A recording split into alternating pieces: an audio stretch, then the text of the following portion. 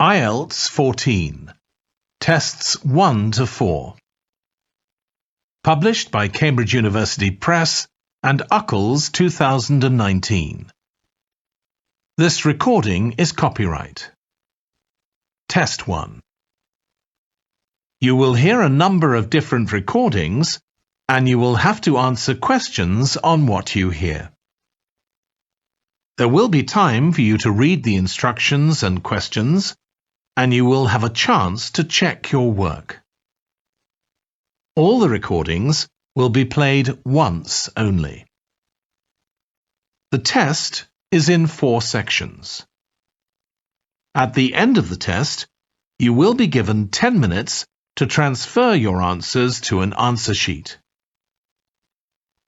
Now turn to Section 1.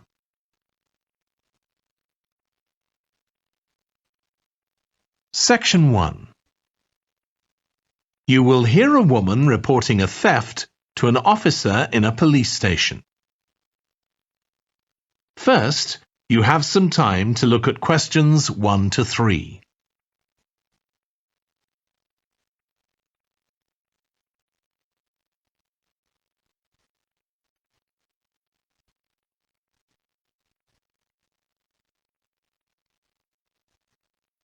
You will see that there is an example that has been done for you.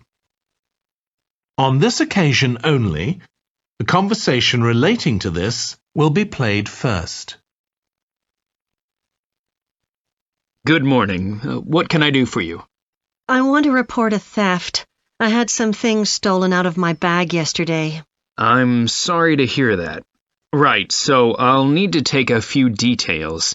Can I start with your name? Louise Taylor. The woman's name is Louise Taylor. So Taylor has been written in the space.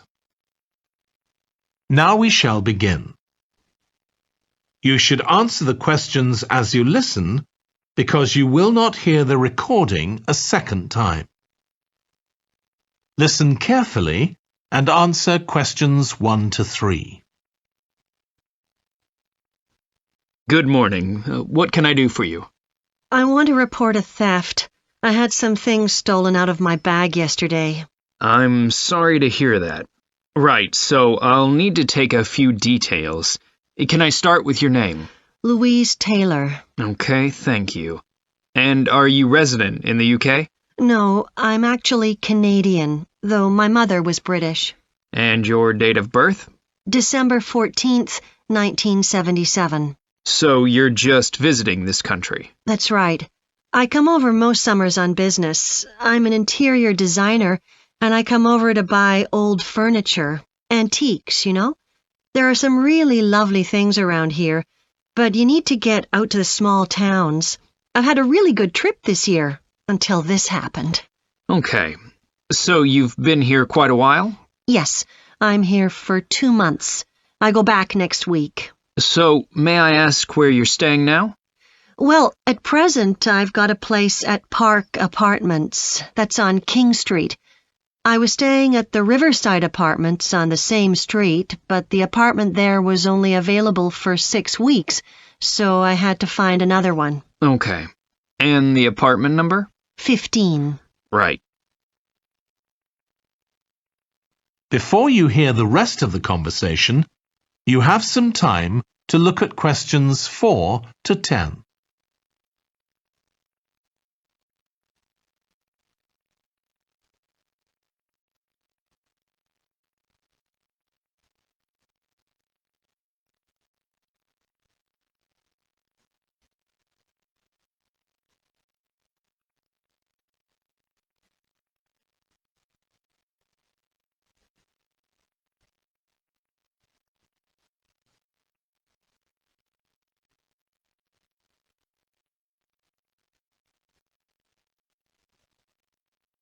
Now listen and answer questions 4 to 10. Now, I need to take some details of the theft. So, you said you had some things stolen out of your bag? That's right. And were you actually carrying the bag when the theft took place? Yes. I really can't understand it. I had my backpack on, and I went into a supermarket to buy a few things, and when I opened it up, my wallet wasn't there. And what did your wallet have in it? Well, fortunately, I don't keep my credit cards in that wallet. I keep them with my passport in an inside compartment in my backpack, but there was quite a bit of cash there, about £250 sterling, I should think. I withdrew £300 from my account yesterday, but I did a bit of shopping, so I must have already spent about £50 of that. Okay. At first I thought, oh, I must have left the wallet back in the apartment. But then I realized my phone had gone as well. It was only a week old, and that's when I realized I'd been robbed. Anyway, at least they didn't take the keys to my rental car. Yes. So you say the theft occurred yesterday? Yes. So that was September the 10th? And do you have any idea at all of where or when the things might possibly have been stolen? Well, at first I couldn't believe it because the bag had been on my back ever since I left the apartment after lunch. It's just a small backpack, but I generally use it when I'm traveling because it seems safer than a handbag. Anyway, I met up with a friend, and we spent a couple of hours in the museum. But I do remember that as we were leaving there, at about 4 o'clock, a group of young boys ran up to us, and they were really crowding round us, and they were asking us what time it was. Then, all of a sudden, they ran off. Can you remember anything about them? The one who did most of the talking was wearing a T-shirt with a picture of something. Let's see. A tiger. Right. Any idea of how old he might have been? Around 12 years old?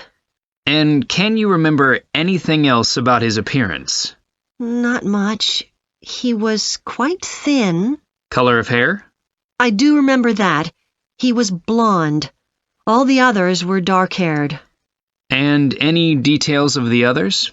Not really. They came and went so quickly. Right. So what I'm going to do now is give you a crime reference number so you can contact your insurance company. So this is 10 digits.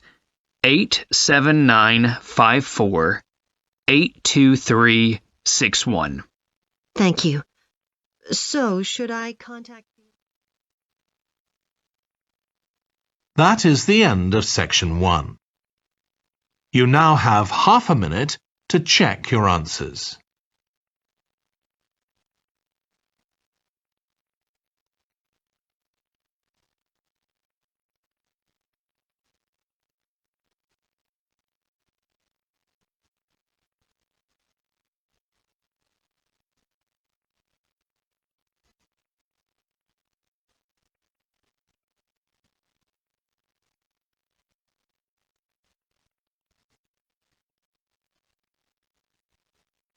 Now turn to section 2.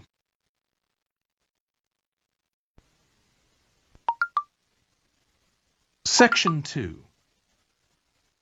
You will hear a manager giving a welcome talk to a group of apprentices who are starting their training at the company. First, you have some time to look at questions 11 to 14.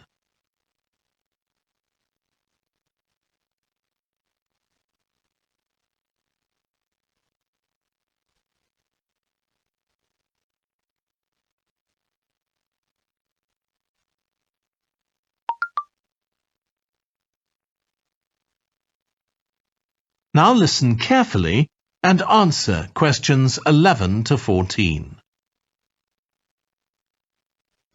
Good morning, everyone. My name's Janet Parker, and I'm the Human Resources Manager. We're very happy to welcome you to your new apprenticeship.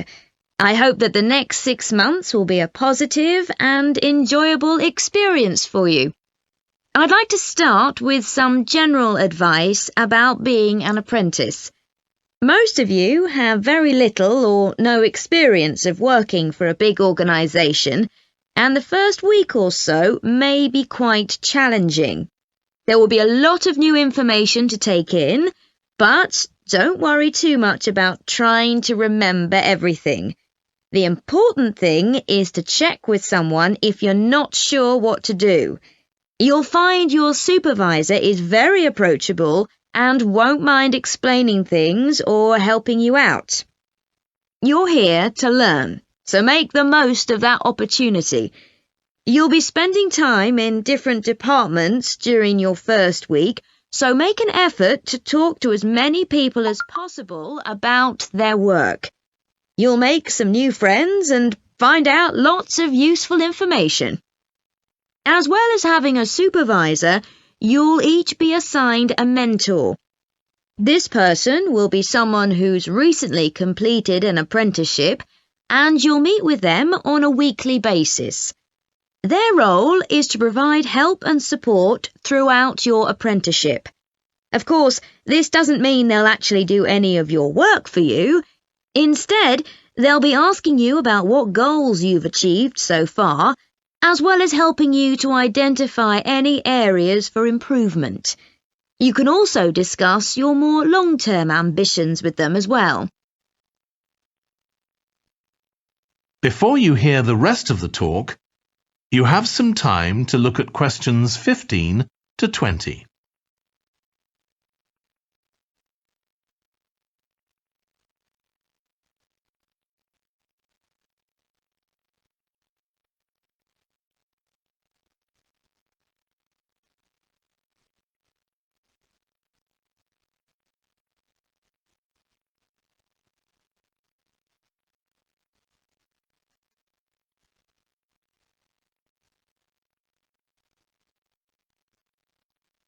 Now listen and answer questions 15 to 20. Now, I just want to run through a few company policies for our apprenticeship scheme with you. Most importantly, the internet. As part of your job, you'll be doing some research online, so obviously you'll have unlimited access for that. But please don't use it for personal use. You'll have your own phones for that. Some of you have already asked me about flexible working. After your probationary 3-month period, some of you will be eligible for this, but it will depend on which department you're in and what your personal circumstances are, so please don't assume you'll automatically be permitted to do this. I want to make sure there's no confusion about our holiday policy. Apart from any statutory public holidays, we ask that you don't book any holidays until after your 6-month apprenticeship has finished. Time off should only be taken if you are unwell. Please speak to your supervisor if this is going to be a problem. You'll be expected to work a 40-hour week, but there may be opportunities to do overtime during busy periods.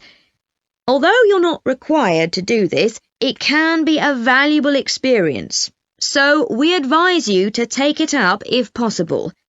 Obviously, we understand that people do have commitments outside work, so don't worry if there are times when you are unavailable. As you know, we don't have a formal dress code here. You may wear casual clothes as long as they're practical. And the only restriction for shoes we have is on high heels for health and safety reasons. Comfortable shoes like trainers are preferable. There's a heavily subsidised canteen on site where you can get hot meals or salads cheaply. Snacks and drinks are also provided, so we've decided to introduce a no-packed lunch policy. This is partly to encourage healthy eating at work, and partly to stop people from eating at their workstation, which is unhygienic. Okay, moving on to... That is the end of section 2. You now have half a minute to check your answers.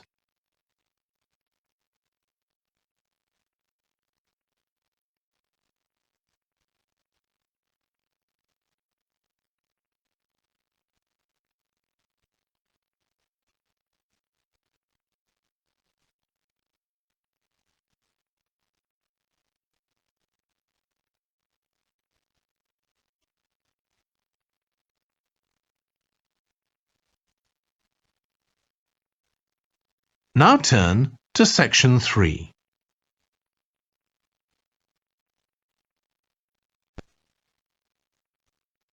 Section 3.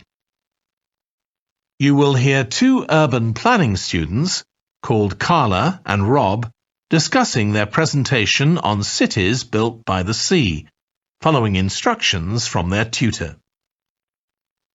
First, you have some time to look at questions 21 to 25.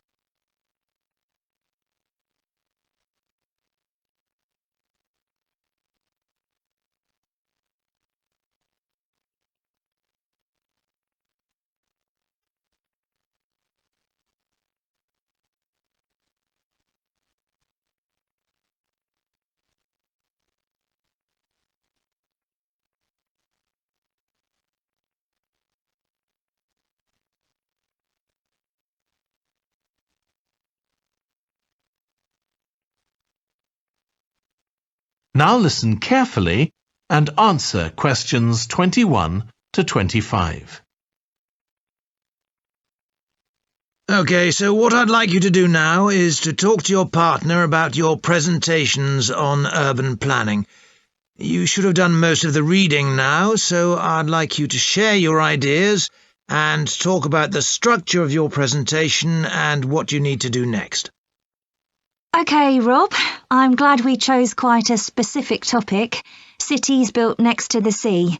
It made it much easier to find relevant information. Yeah, and cities are growing so quickly. I mean, we know that more than half the world's population lives in cities now. Yeah, though that's all cities, not just ones on the coast. But most of the biggest cities are actually built by the sea. I'd not realised that before. Nor me. And what's more, a lot of them are built at places where rivers come out into the sea, but apparently this can be a problem. Why? Well, as the city expands, agriculture and industry tend to spread further inland along the rivers, and so agriculture moves even further inland up the river. That's not necessarily a problem, except it means more and more pollutants are discharged into the rivers. So these are brought downstream to the cities? Right. Did you read that article about Miami on the east coast of the USA? No. Well, apparently back in the 1950s, they built channels to drain away the water in case of flooding. Sounds sensible. Yeah, they spent quite a lot of money on them, but what they didn't take into account was global warming. So they built the drainage channels too close to sea level, and now sea levels are rising, they're more or less useless. If there's a lot of rain, the water can't run away. There's nowhere for it to go. The whole design was faulty. So what are the authorities doing about it now? I don't know. I did read that they're aiming to stop disposing of wastewater into the ocean over the next 10 years. But that won't help with flood prevention now, will it? No, really, they just need to find the money for something to replace the drainage channels in order to protect against flooding now. But in the long term, they need to consider the whole ecosystem. Right. Really, though, coastal cities can't deal with their problems on their own, can they? I mean, they've got to start acting together at an international level instead of just doing their own thing. Absolutely.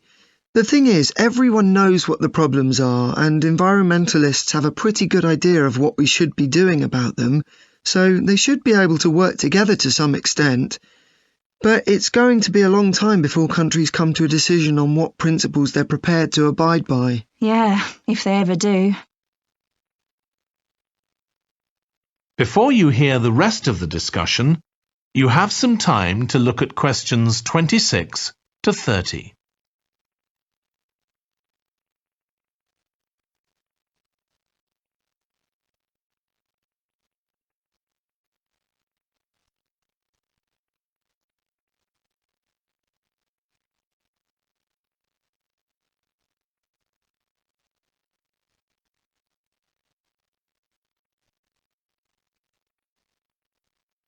Now listen and answer questions 26 to 30. So, I think we've probably got enough for our presentation. It's only 15 minutes. OK, so I suppose we'll begin with some general historical background about why coastal cities were established. but we don't want to spend too long on that. The other students will already know a bit about it. It's all to do with communications and so on. Yes. We should mention some geographical factors, things like wetlands and river estuaries and coastal erosion and so on. We could have some maps of different cities with these features marked. On a handout, you mean? Or some slides everyone can see? Yeah, that'd be better. It'd be good to go into past mistakes in a bit more detail. Did you read that case study of the problems there were in New Orleans with flooding a few years ago? Yes, we could use that as the basis for that part of the talk. I don't think the other students will have read it, but they'll remember hearing about the flooding at the time. OK. So that's probably enough background.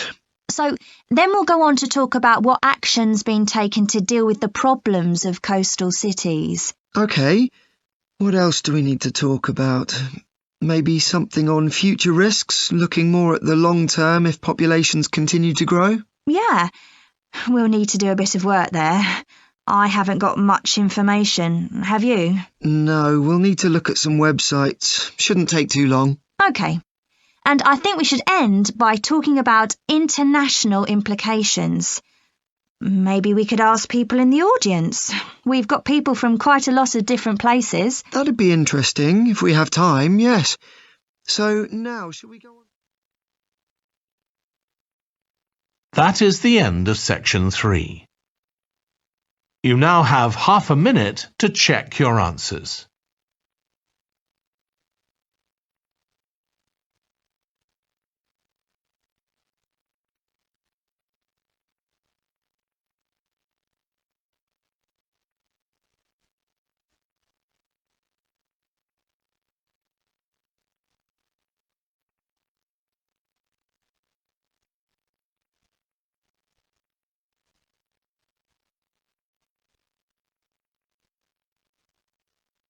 Now turn to section 4.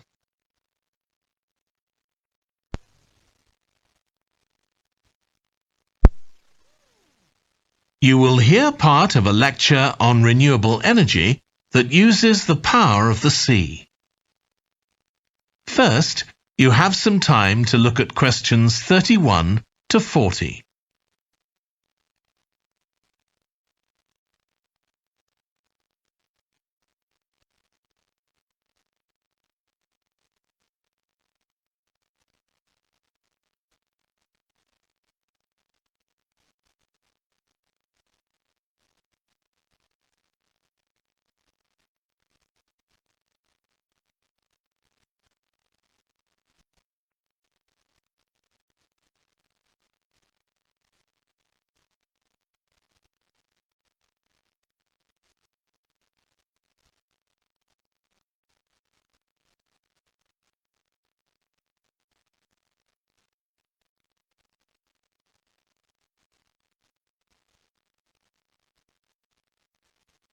Now listen carefully and answer questions 31 to 40.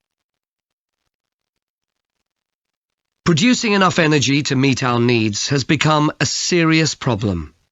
Demand is rising rapidly because of the world's increasing population and expanding industry. Burning fossil fuels like gas, coal and oil seriously damages the environment, and they'll eventually run out. For a number of years now, scientists have been working out how we can derive energy from renewable sources, such as the sun and wind, without causing pollution. Today, I'll outline marine renewable energy, also called ocean energy, which harnesses the movement of the oceans. Marine renewable energy can be divided into 3 main categories: wave energy, tidal energy, and ocean thermal energy conversion. And I'll say a few words about each one. First, wave energy.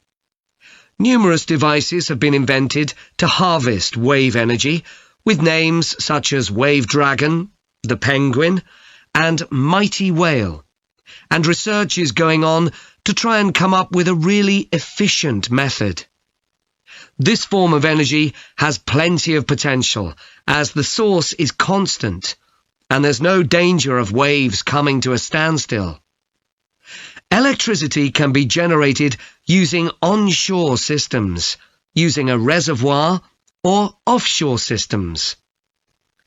But the problem with ocean waves is that they're erratic, with the wind making them travel in every direction. This adds to the difficulty of creating efficient technology. Ideally, all the waves would travel smoothly and regularly along the same straight line. Another drawback is that sand and other sediment on the ocean floor might be stopped from flowing normally, which can lead to environmental problems.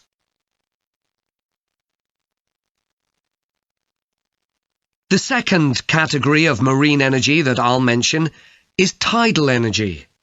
One major advantage of using the tide rather than waves as a source of energy is that it's predictable. We know the exact times of high and low tides for years to come.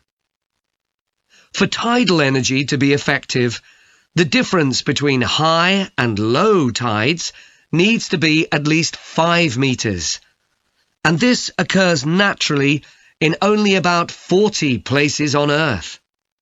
But the right conditions can be created by constructing a tidal lagoon, an area of seawater separated from the sea. One current plan is to create a tidal lagoon on the coast of Wales. This will be an area of water within a bay at Swansea, sheltered by a U-shaped breakwater, or dam, built out from the coast. The breakwater will contain 16 hydro turbines, and as the tide rises, water rushes through the breakwater, activating the turbines, which turn a generator to produce electricity. Then, for 3 hours as the tide goes out, the water is held back within the breakwater, increasing the difference in water level until it's several meters higher within the lagoon than in the open sea. Then, in order to release the stored water, gates in the breakwater are opened. It pours powerfully out of the lagoon, driving the turbines in the breakwater in the opposite direction and again generating thousands of megawatts of electricity. As there are 2 high tides a day, this lagoon scheme would generate electricity 4 times a day, every day, for a total of around 14 hours in every 24, and enough electricity for over 150,000 homes. This system has quite a lot in its favour. Unlike solar and wind energy, it doesn't depend on the weather. The turbines are operated without the need for fuel, so it doesn't create any greenhouse gas emissions, and very little maintenance is needed. It's estimated that electricity generated in this way will be relatively cheap, and that manufacturing the components would create more than 2,000 jobs, a big boost to the local economy. On the other hand, there are fears that lagoons might harm both fish and birds, for example by disturbing migration patterns and causing a build-up of silt, affecting local ecosystems. There are other forms of tidal energy, but I'll go on to the third category of marine energy, ocean thermal energy conversion. This depends on there being a big difference in temperature between surface water and the water a couple of kilometres below the surface, and this occurs in tropical coastal areas. The idea is to bring cold water up to the surface using a submerged pipe. The concept dates back to 1881, when... That is the end of section 4. You now have half a minute to check your answers.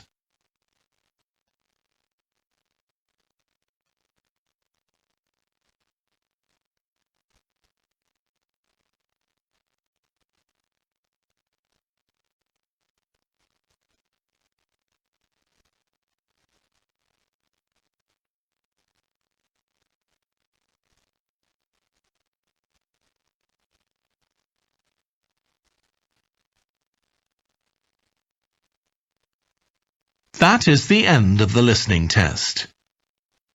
In the IELTS test, you would now have 10 minutes to transfer your answers to the answer sheet.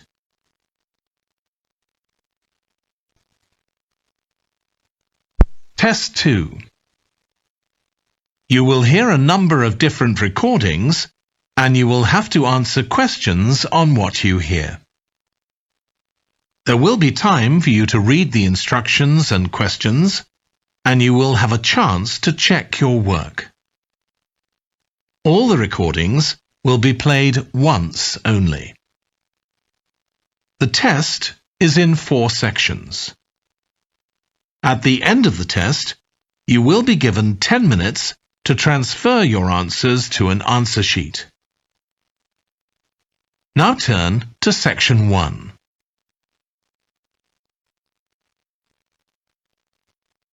Section 1. You will hear a woman talking to a doctor at a clinic about a medical problem. First, you have some time to look at questions 1 to 4.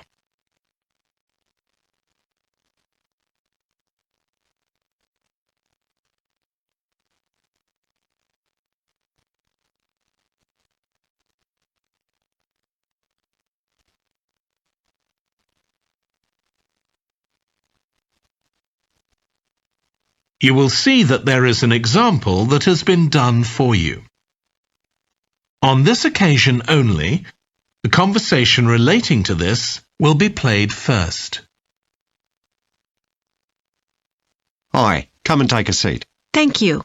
My name's Carl Rogers and I'm one of the doctors here at the Total Health Clinic. So I understand this is your first visit to the clinic. Yes, it is. Okay, well I hope you'll be very happy with the service you receive here. So if it's all right with you, I'll take a few details to help me give you the best possible service. Sure. So can I check first of all that we have the correct personal details for you? So your full name is Julie Ann Garcia. That's correct. The woman's name is Julie Ann Garcia. So Garcia has been written in the space. Now we shall begin. You should answer the questions as you listen, because you will not hear the recording a second time. Listen carefully and answer questions 1 to 4. Hi, come and take a seat. Thank you. My name's Carl Rogers and I'm one of the doctors here at the Total Health Clinic. So I understand this is your first visit to the clinic. Yes, it is. Okay, well I hope you'll be very happy with the service you receive here. So if it's all right with you, I'll take a few details to help me give you the best possible service. Sure. So can I check first of all that we have the correct personal details for you? So your full name is Julie Ann Garcia. That's correct. Perfect. And can I have a contact phone number? It's 219-442-9785. Okay, and then can I just check that we have the correct date of birth? October 10th, 1992. Oh, I actually have 1991. I'll just correct that now. Right, so that's all good. Now I just need a few more personal details. Do you have an occupation, either full-time or part-time? Yes, I work full-time in Esterhazy's, you know, the restaurant chain. I started off as a waitress there a few years ago, and I'm a manager now. Oh, I know them. Yeah, they're down on 114th Street, aren't they? That's right. Yeah, I've been there a few times. I just love their salads. That's good to hear. Right, so one more thing I need to know before we talk about why you're here, Julie, and that's the name of your insurance company. It's Cawley Life Insurance. That's Cawley. Excellent. Thank you so much. Before you hear the rest of the conversation, you have some time to look at questions 5 to 10.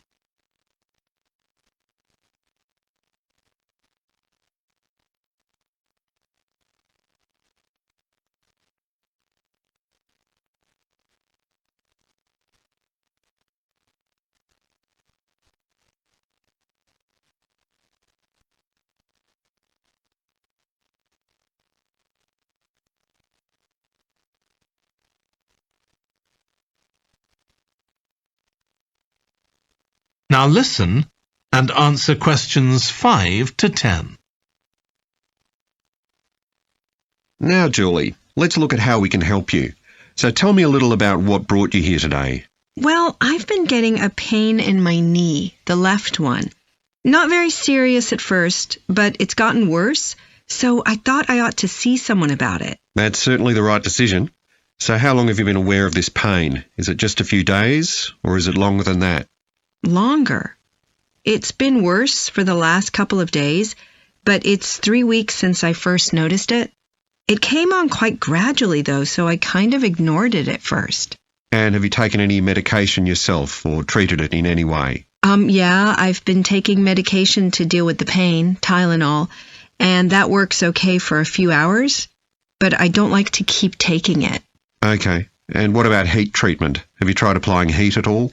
No, but I have been using ice on it for the last few days. And does that seem to help the pain at all? A little, yes. Good. Now, you look as if you're quite fit normally. I am, yes. So do you do any sport on a regular basis? Yes, I play a lot of tennis. I belong to a club, so I go there a lot. I'm quite competitive, so I enjoy that side of it as well as the exercise, but I haven't gone since this started. Sure. And do you do any other types of exercise? Yeah, I sometimes do a little swimming, but usually just when I'm on vacation. But normally I go running a few times a week, maybe 3 or 4 times. So your legs are getting quite a pounding, but you haven't had any problems up to now? No, not with my legs. I did have an accident last year when I slipped and hurt my shoulder, but that's better now. Excellent. And do you have any allergies? No, none that I'm aware of. And do you take any medication on a regular basis? Well, I take vitamins, but that's all. I'm generally very healthy. Okay. Well, let's have a closer look and see what might be causing this problem. If you can just get up. That is the end of section 1. You now have half a minute to check your answers.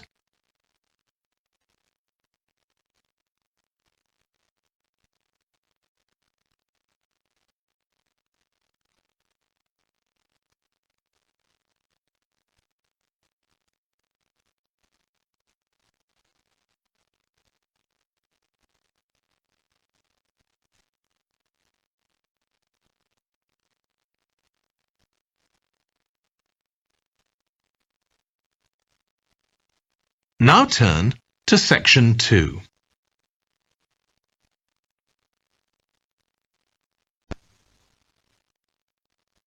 Section 2.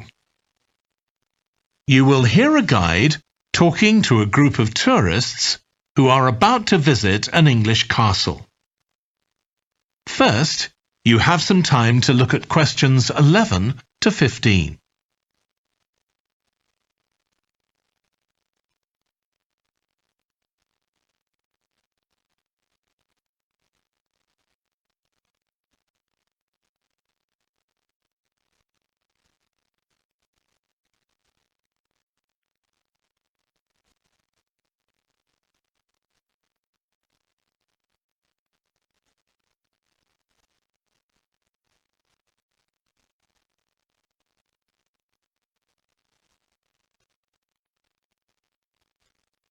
Now listen carefully and answer questions 11 to 15. We'll be arriving at Branley Castle in about 5 minutes. But before we get there, I'll give you a little information about the castle and what our visit will include. So, in fact, there's been a castle on this site for over 1100 years. The first building was a fort constructed in 914 AD for defence against Danish invaders by King Alfred the Great's daughter, who ruled England at the time. In the following century, after the Normans conquered England, the land was given to a nobleman called Richard de Vere, and he built a castle there that stayed in the de Vere family for over 400 years. However, when Queen Elizabeth I announced that she was going to visit the castle in 1576, it was beginning to look a bit run down. And it was decided that rather than repair the guest rooms, they'd make a new house for her, out of wood, next to the main hall. She stayed there for 4 nights, and apparently it was very luxurious, but unfortunately it was destroyed a few years later by fire. In the 17th century, the castle belonged to the wealthy Fennis family, who enlarged it and made it more comfortable. However, by 1982, the Fennis family could no longer afford to maintain the castle, even though they received government support, and they put it on the market. It was eventually taken over by a company who owned a number of amusement parks. But when we get there, I think you'll see that they've managed to retain the original atmosphere of the castle. When you go inside, you'll find that in the staterooms, there are lifelike moving wax models dressed in costumes of different periods in the past, which even carry on conversations together. As well as that, in every room, there are booklets giving information about what the room was used for and the history of the objects and furniture it contains. The castle park's quite extensive. At one time, sheep were kept there, and in the 19th century the owners had a little zoo with animals like rabbits and even a baby elephant. Nowadays the old zoo buildings are used for public displays of paintings and sculpture. The park also has some beautiful trees, though the oldest of all, which dated back 800 years, was sadly blown down in 1987. Now you're free to wander around on your own until 4:30, but then, at the end of our visit, we'll all meet together at the bottom of the great staircase. We'll then go on to the long gallery, where there's a wonderful collection of photographs showing the family who owned the castle 100 years ago having tea and cakes in the conservatory. And we'll then take you to the same place, where afternoon tea will be served to you. Before you hear the rest of the talk, you have some time to look at questions 16 to 20.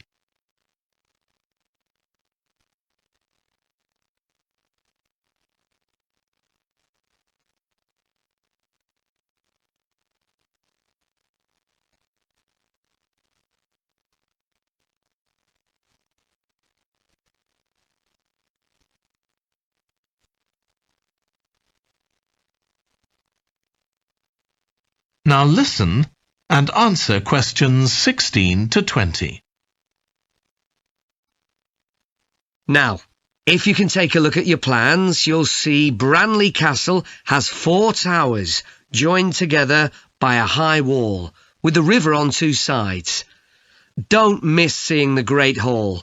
That's near the river in the main tower, the biggest one, which was extended and redesigned in the 18th century. If you want to get a good view of the whole castle, you can walk around the walls. The starting point's quite near the main entrance. Walk straight down the path until you get to the south gate, and it's just there. Don't go on to the north gate. There's no way up from there.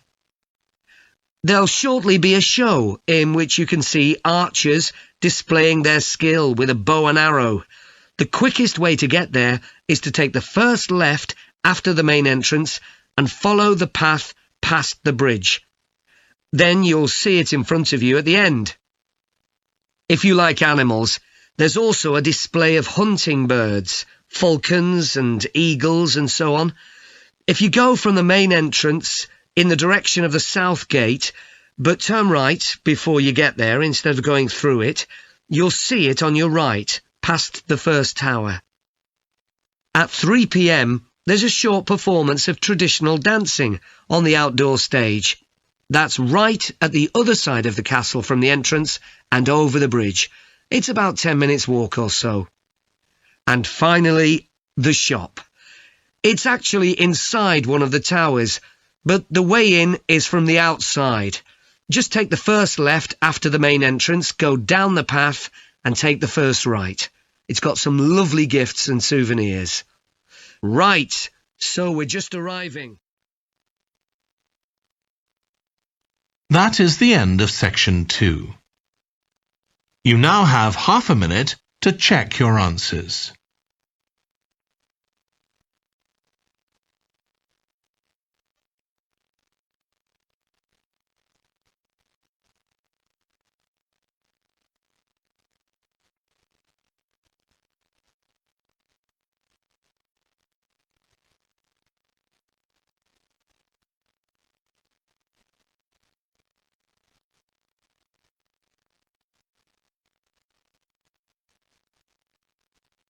Now turn to Section 3.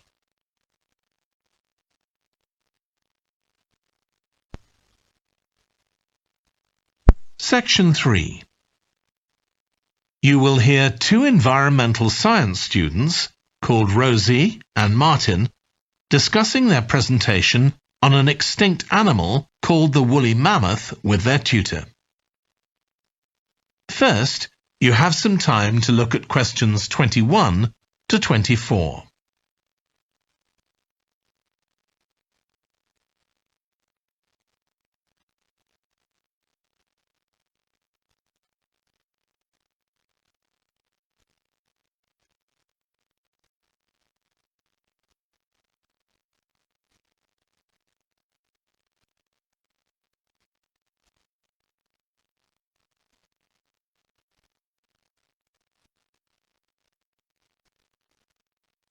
Now listen carefully and answer questions 21 to 24.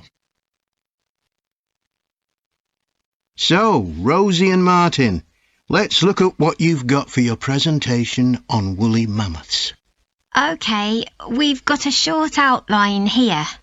Thanks. So, it's about a research project in North America.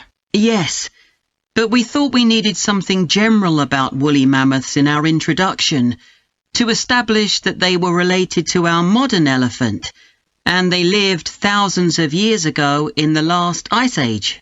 Maybe we could show a video clip of a cartoon about mammoths, but that'd be a bit childish. Or we could have a diagram. It could be a timeline to show when they lived, with illustrations. Or we could just show a drawing of them walking in the ice. No, let's go with your last suggestion. Good. Then you're describing the discovery of the mammoth tooth on St. Paul's Island in Alaska and why it was significant. Yes, the tooth was found by a man called Russell Graham. He picked it up from under a rock in a cave. He knew it was special.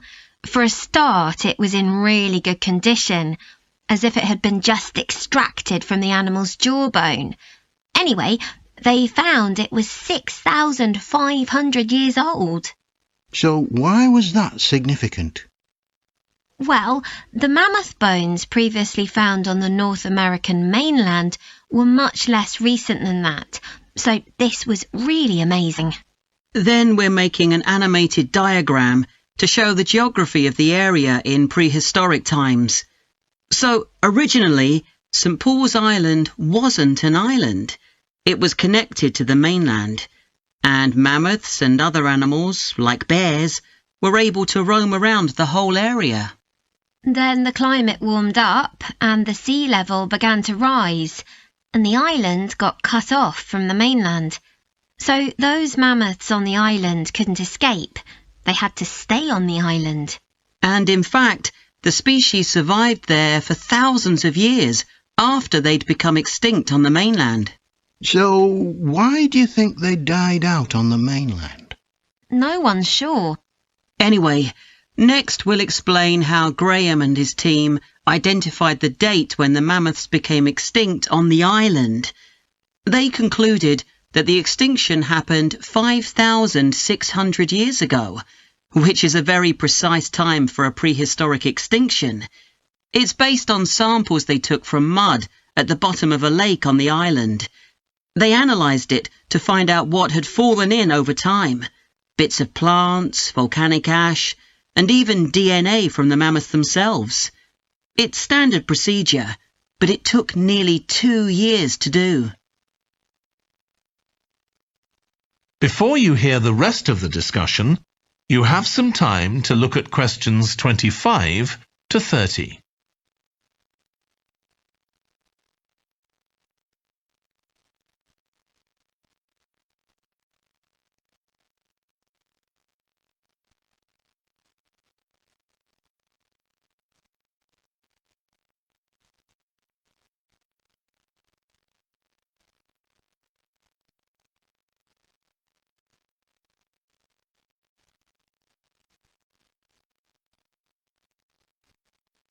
Now listen and answer questions 25 to 30. So why don't you quickly go through the main sections of your presentation and discuss what actions needed for each part? OK. So for the introduction, we're using a visual. So once we've prepared that, we're done. I'm not sure. I think we need to write down all the ideas we want to include here, not just rely on memory. How we begin the presentation is so important. You're right. The discovery of the mammoth tooth is probably the most dramatic part, but we don't have that much information, only what we got from the online article. I thought maybe we could get in touch with the researcher who led the team and ask him to tell us a bit more. Great idea. What about the section with the initial questions asked by the researchers? We've got a lot on that, but we need to make it interesting. We could ask the audience to suggest some questions about it, and then see how many of them we can answer. I don't think it would take too long. Yes, that would add a bit of variety. Then the section on further research carried out on the island, analysing the mud in the lake. I wonder if we've actually got too much information here. Should we cut some? I don't think so, but it's all a bit muddled at present. Yes, maybe it would be better if it followed a chronological pattern. I think so. The findings and possible explanations section is just about ready, but we need to practice it so we're sure it won't overrun. I think it should be okay, but yes, let's make sure. In the last section, relevance to the present day, you've got some good ideas, but this is where you need to move away from the ideas of others and give your own viewpoint. OK, we'll think about that. Now, shall we show you some of the... That is the end of section 3. You now have half a minute to check your answers.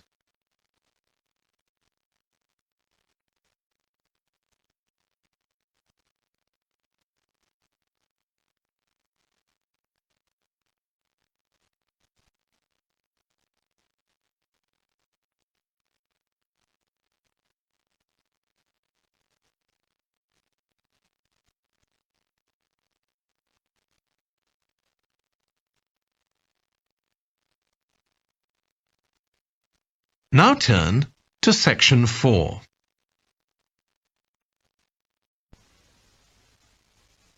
Section 4.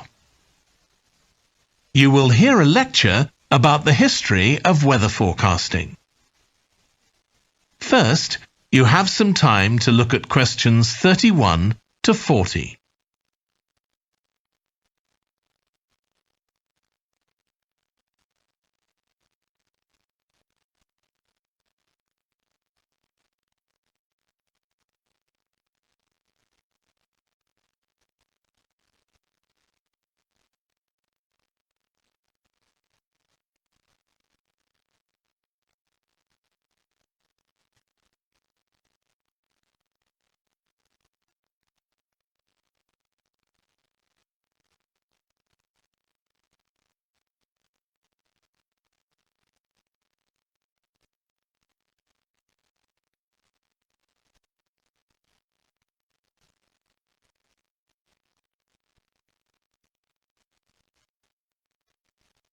Now listen carefully and answer questions 31 to 40.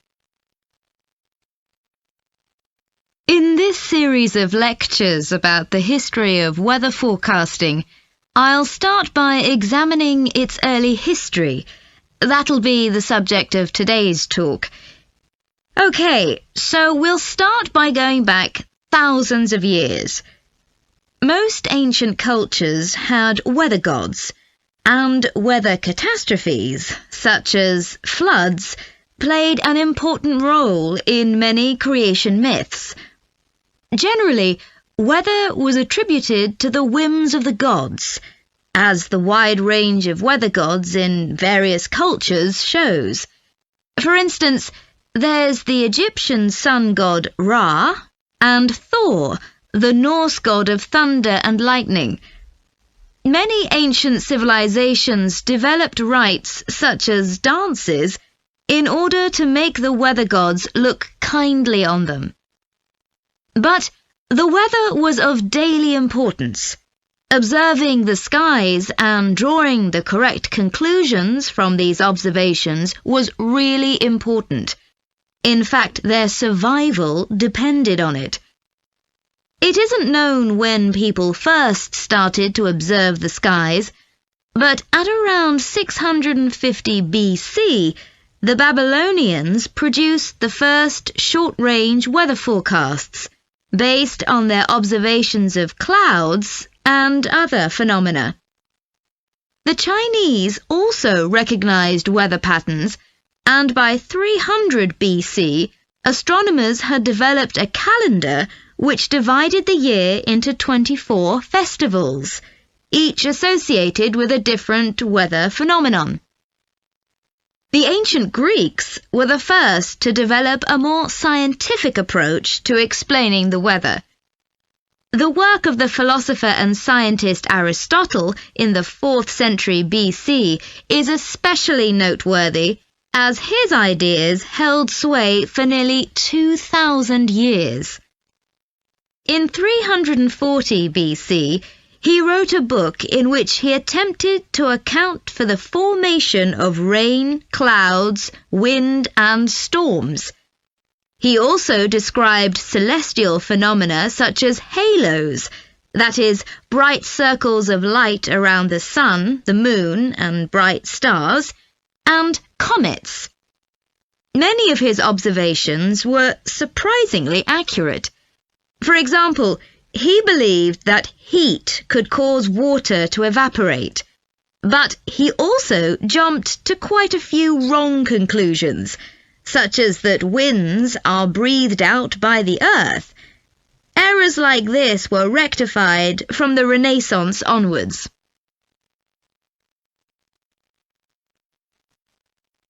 For nearly 2,000 years, Aristotle's work was accepted as the chief authority on weather theory. Alongside this, though, in the Middle Ages, weather observations were passed on in the form of proverbs, such as red sky at night, shepherd's delight, red sky in the morning, shepherd's warning. Many of these are based on very good observations and are accurate, as contemporary meteorologists have discovered. For centuries, any attempt to forecast the weather could only be based on personal observations. But in the 15th century, scientists began to see the need for instruments. Until then, the only ones available were weather vanes to determine the wind direction and early versions of rain gauges. One of the first, invented in the 15th century, was a hygrometer, which measured humidity. This was one of many inventions that contributed to the development of weather forecasting. In 1592, the Italian scientist and inventor Galileo developed the world's first thermometer. His student Torricelli later invented the barometer, which allowed people to measure atmospheric pressure. In 1648, the French philosopher Pascal proved that pressure decreases with altitude. This discovery was verified by English astronomer Halley in 1686, and Halley was also the first person to map trade winds. This increasing ability to measure factors related to weather helped scientists to understand the atmosphere and its processes better, and they started collecting weather observation data systematically. In the 18th century, the scientist and politician Benjamin Franklin carried out work on electricity and lightning in particular, but he was also very interested in weather and studied it throughout most of his life. It was Franklin who discovered that storms generally travel from west to east. In addition to new meteorological instruments, other developments contributed to our understanding of the atmosphere. People in different locations began to keep records, and in the mid-19th century, the invention of the telegraph made it possible for these records to be collated. This led, by the end of the 19th century, to the first weather services. It was not until the early 20th century that mathematics and physics became part of meteorology, and we'll continue from that point next week. That is the end of section 4. You now have half a minute to check your answers.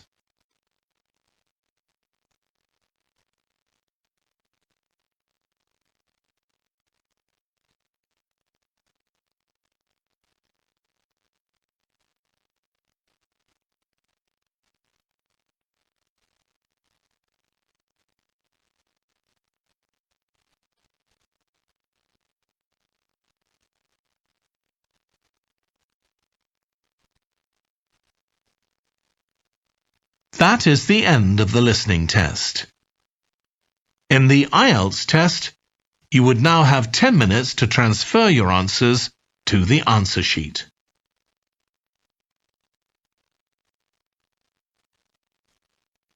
IELTS 14, Tests 1 to 4. Published by Cambridge University Press and Uckles 2019. This recording is copyright. Test 3. You will hear a number of different recordings, and you will have to answer questions on what you hear. There will be time for you to read the instructions and questions, and you will have a chance to check your work. All the recordings will be played once only. The test is in 4 sections. At the end of the test, you will be given 10 minutes to transfer your answers to an answer sheet. Now turn to section 1.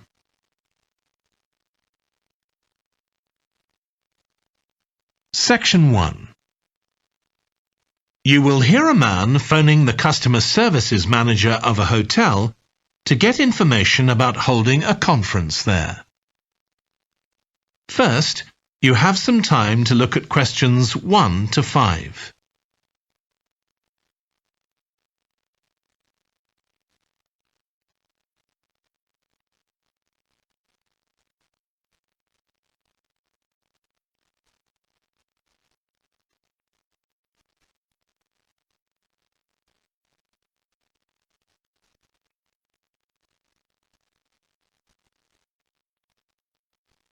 You will see that there is an example that has been done for you. On this occasion only, the conversation relating to this will be played first. Hello, Flanders Conference Hotel. Oh, hi. I wanted to ask about conference facilities at the hotel. Have I come through to the right person? You have. I'm the customer services manager. My name's Angela. The name of the customer services manager is Angela. So Angela has been written in the space. Now we shall begin. You should answer the questions as you listen, because you will not hear the recording a second time.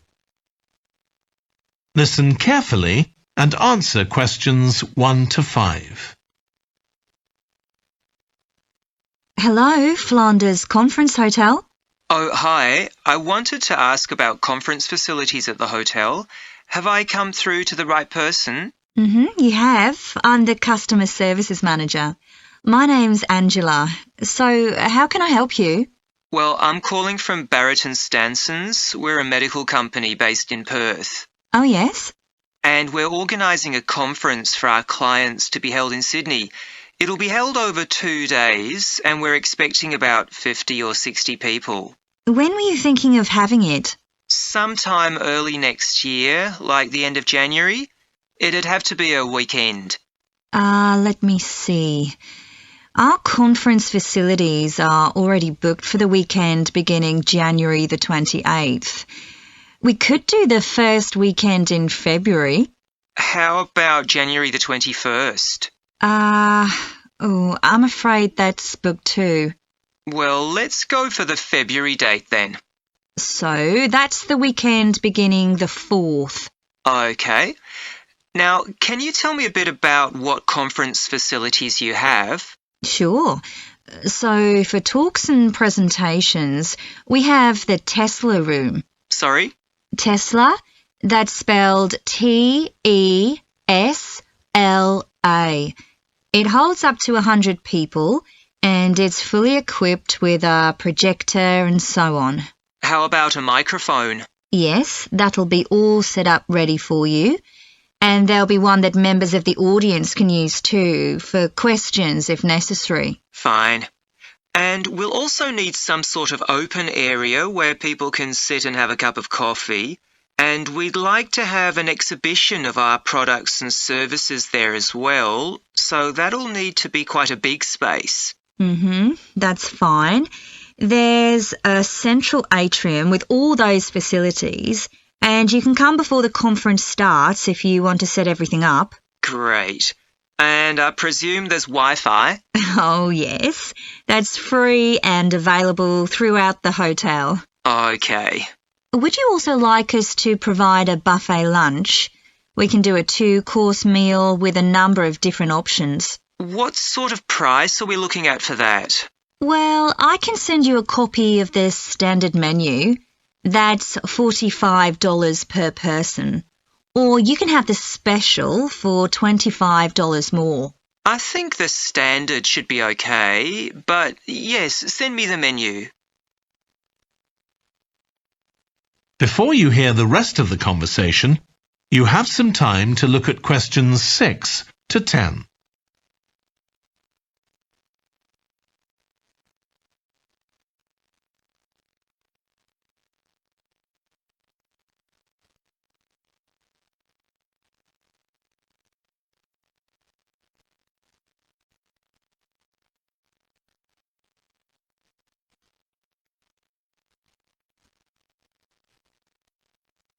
Now listen and answer questions 6 to 10. Now, we're also going to need accommodation on the Saturday night for some of the participants. I'm not sure how many, but probably about 25. So what do you charge for a room? Well, for conference attendees, we have a 25% reduction, so we can offer you rooms at $135. Normally, a standard room's $180. And does that include breakfast? Sure. And of course, guests can also make use of all the other facilities at the hotel. So we've got a spa where you can get massages and facials and so on. And there's a pool up on the roof for the use of guests. Oh, great. Now, what about transport links? The hotel's downtown, isn't it? Yes. It's about 12 kilometres from the airport, but there's a complimentary shuttle bus for guests, and it's only about 10 minutes walk from the central railway station. Okay. Now, I don't know Sydney very well. Can you just give me an idea of the location of the hotel? Well, it's downtown on Wilby Street. That's quite a small street, and it's not very far from the sea. And of course, if the conference attendees want to go out on the Saturday evening, there's a huge choice of places to eat. Then, if they want to make a night of it, they can go on to one of the clubs in the area. There are a great many to choose from. Okay. So, if we go ahead with this, can you give me some information about how much we're looking at? That is the end of section 1. You now have half a minute to check your answers.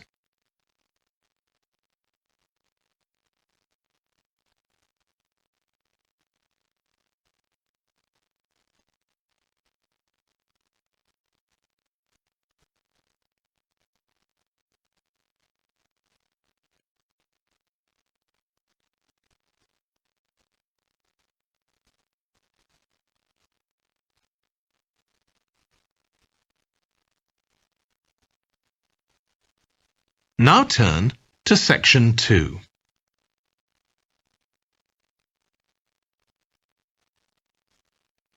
IELTS 14. Tests 1 to 4.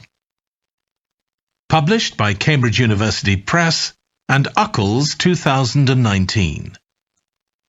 This recording is copyright. Test 3. You will hear a number of different recordings and you will have to answer questions on what you hear.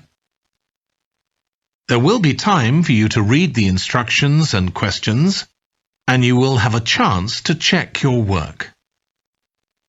All the recordings will be played once only. The test is in 4 sections. At the end of the test, you will be given 10 minutes to transfer your answers to an answer sheet.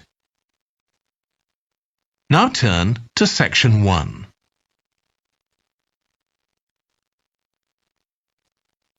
Section 1.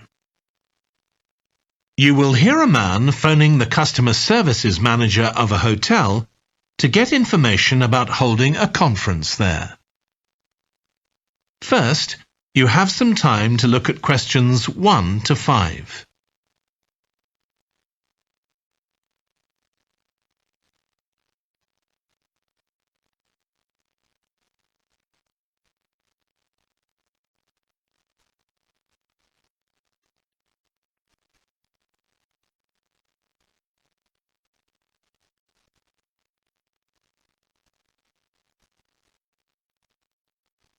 You will see that there is an example that has been done for you. On this occasion only, the conversation relating to this will be played first. Hello, Flanders Conference Hotel. Oh, hi. I wanted to ask about conference facilities at the hotel. Have I come through to the right person? You have. I'm the customer services manager. My name's Angela. The name of the customer services manager is Angela. So Angela has been written in the space. Now we shall begin. You should answer the questions as you listen because you will not hear the recording a second time. Listen carefully and answer questions 1 to 5. Hello, Flanders Conference Hotel. Oh, hi. I wanted to ask about conference facilities at the hotel. Have I come through to the right person? You have. I'm the customer services manager. My name's Angela.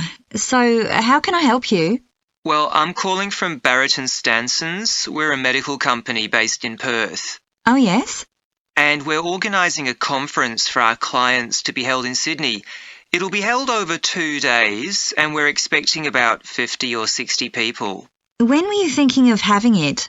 Sometime early next year, like the end of January. It'd have to be a weekend. Let me see. Our conference facilities are already booked for the weekend beginning January the 28th. We could do the first weekend in February. How about January the 21st? I'm afraid that's booked too. Well, let's go for the February date then. So, that's the weekend beginning the 4th. Okay. Now, can you tell me a bit about what conference facilities you have? Sure. So, for talks and presentations, we have the Tesla room. Sorry? Tesla, that's spelled T-E-S-L-A. It holds up to 100 people and it's fully equipped with a projector and so on. How about a microphone? Yes, that'll be all set up ready for you. And there'll be one that members of the audience can use too, for questions if necessary. Fine. And we'll also need some sort of open area where people can sit and have a cup of coffee.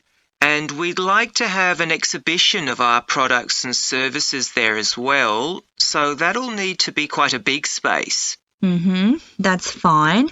There's a central atrium with all those facilities, And you can come before the conference starts if you want to set everything up. Great. And I presume there's Wi-Fi? Oh, yes. That's free and available throughout the hotel. Okay. Would you also like us to provide a buffet lunch? We can do a 2-course meal with a number of different options. What sort of price are we looking at for that? Well, I can send you a copy of the standard menu.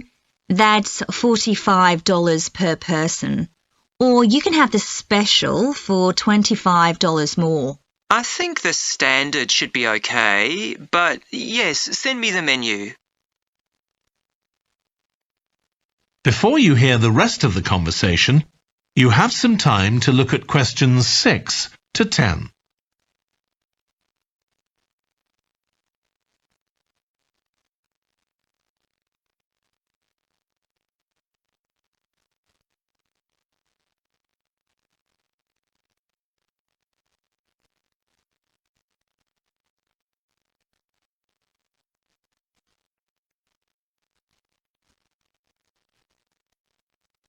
Now listen and answer questions 6 to 10. Now, we're also going to need accommodation on the Saturday night for some of the participants. I'm not sure how many, but probably about 25. So what do you charge for a room? Well, for conference attendees, we have a 25% reduction, so we can offer you rooms at $135. Normally, a standard room's $180. And does that include breakfast? Sure.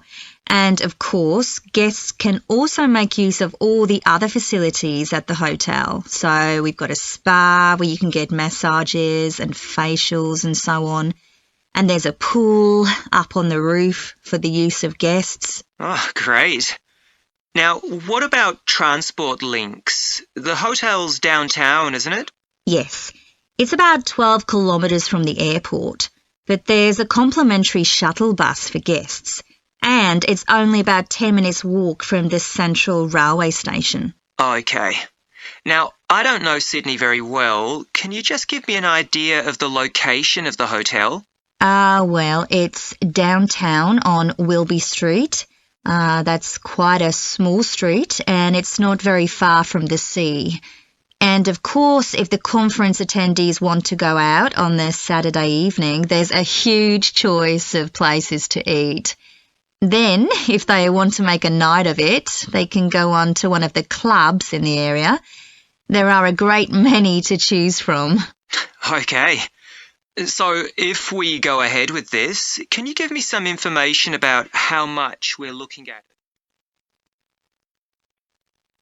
That is the end of section 1. You now have half a minute to check your answers.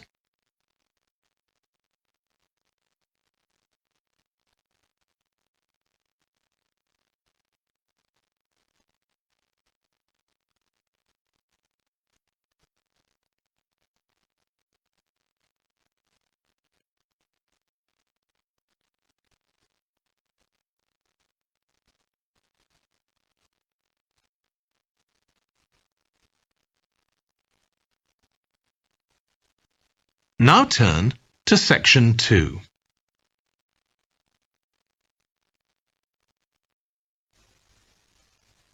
Section 2. You will hear a woman talking to a group of college students about volunteering to help other people. First, you have some time to look at questions 11 to 14.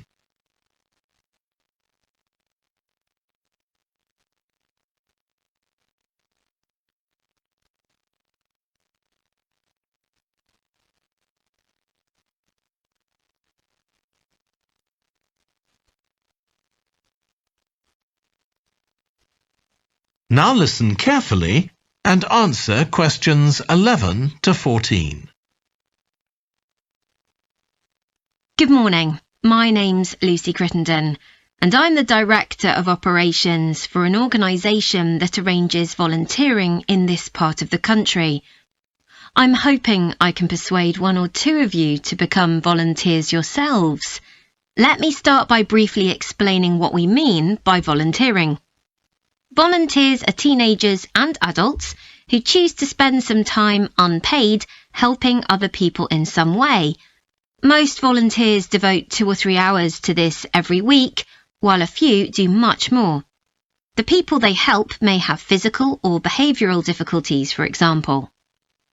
Volunteers can do all sorts of things, depending on their own abilities and interests. If they're supporting a family that's struggling, for example, they may be able to give them tips on cooking, or recommend how to plan their budget, or how to shop sensibly on their income. They might even do some painting or wallpapering, perhaps alongside any members of the family who are able to do it. Or even do some babysitting, so that parents can go out for a while. The benefit from volunteering isn't only for the people being helped. Volunteers also gain from it.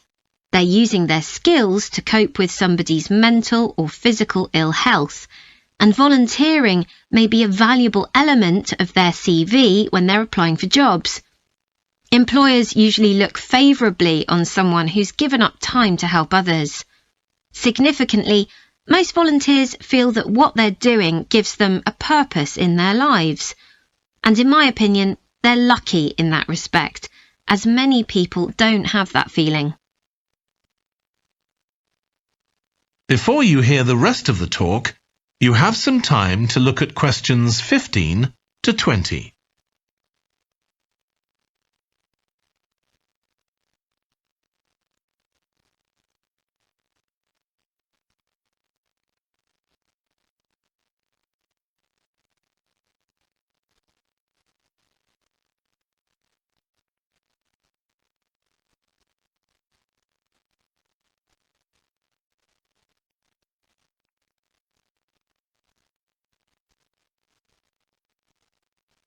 Now listen and answer questions 15 to 20. Now I'd like to tell you what some of our volunteers have said about what they do, to give you an idea of the range of ways in which they can help people. Habib supports an elderly lady who's beginning to show signs of dementia. Once a week they, along with other elderly people, go to the local community centre where a group of people come in and sing. The songs take the listeners back to their youth, and for a little while they can forget the difficulties that they face now. Our volunteer Consuela is an amazing woman. She has difficulty walking herself, but she doesn't let that stop her. She helps a couple of people with similar difficulties who had almost stopped walking altogether. By using herself as an example, Consuela encourages them to walk more and more. Min visits a young man who lives alone and can't leave his home on his own, so he hardly ever saw anyone. But together they go out to the cinema or to see friends the young man hadn't been able to visit for a long time. Tanya visits an elderly woman once a week. When the woman found out that Tanya is a professional dressmaker, she got interested. Tanya showed her some soft toys she'd made, and the woman decided to try it herself. And now she really enjoys it and spends hours making toys. They're not perhaps up to Tanya's standard yet, but she gains a lot of pleasure from doing it. Alexi is a volunteer with a family that faces a number of difficulties. By calmly talking over possible solutions with family members, he's helping them to realise that they aren't helpless and that they can do something themselves to improve their situation. This has been great for their self-esteem. And the last volunteer I'll mention, though there are plenty more, is Juba. She volunteers with a teenage girl with learning difficulties who wasn't very good at talking to other people. Juba's worked very patiently with her, and now the girl is far better at expressing herself and at understanding other people. OK, I hope that's given you an idea of what volunteering is all about. Now I'd like to talk to you about... That is the end of section 2. You now have half a minute to check your answers.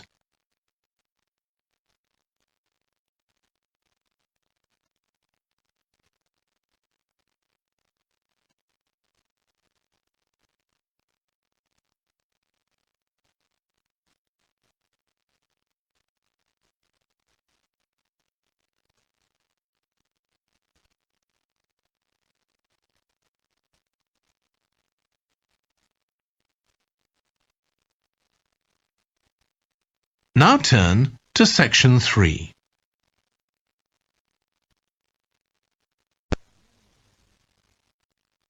Section 3. You will hear a trainee music teacher called Joe talking to his supervisor about the school marching band that he has been given responsibility for. First, you have some time to look at questions 21 to 26.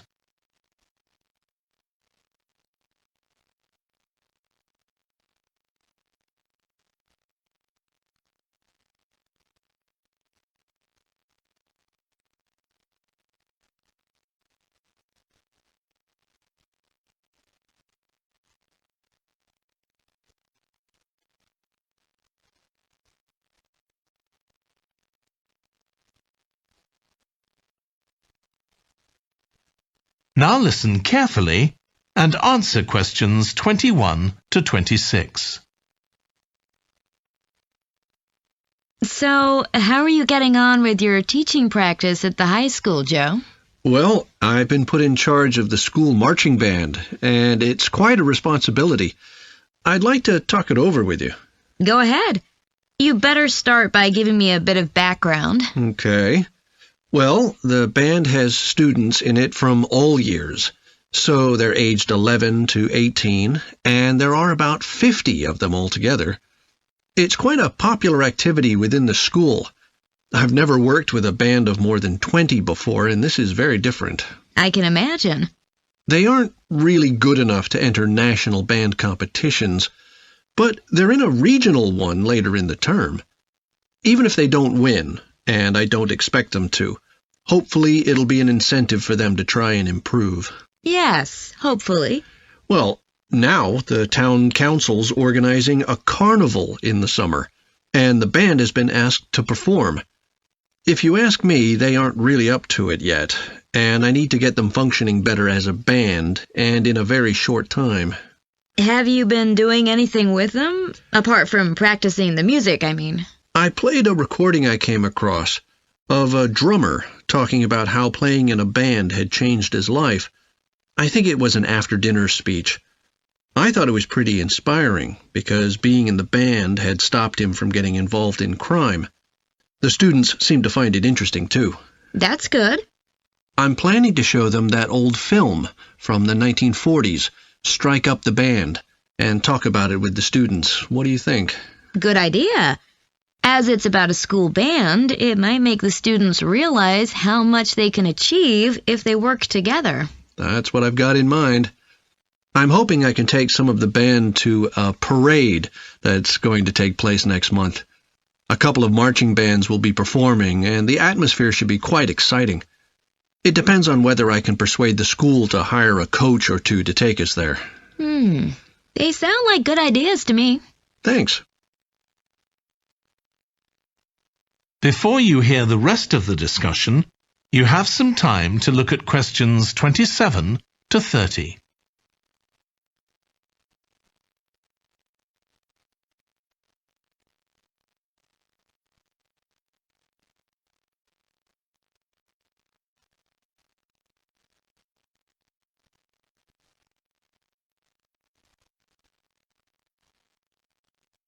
Now listen and answer questions 27 to 30. Can I tell you about a few people in the band who I'm finding it quite difficult to cope with? I'm sure you'll have some ideas about what I can do. Go ahead. There's a flautist who says she loves playing in the band. We rehearse twice a week after school, but she's hardly ever there. Then she looks for me the next day and gives me a very plausible reason.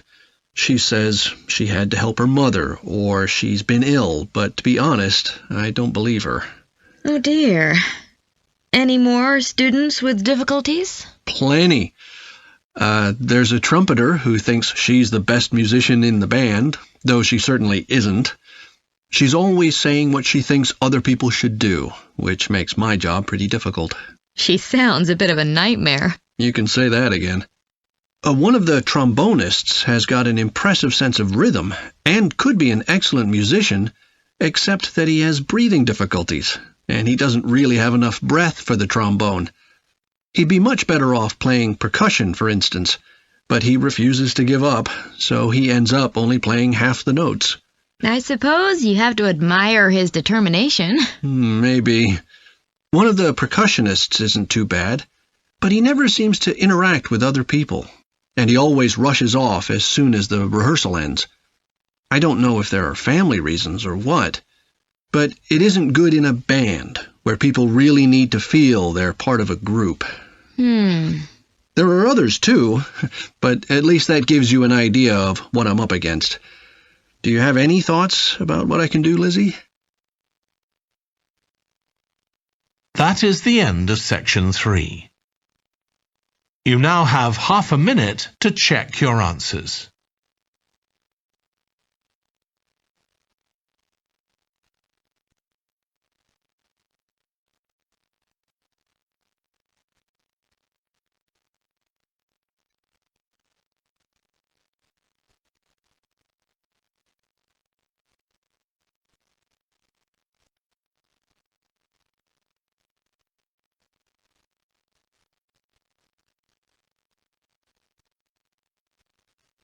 Now turn to section 4.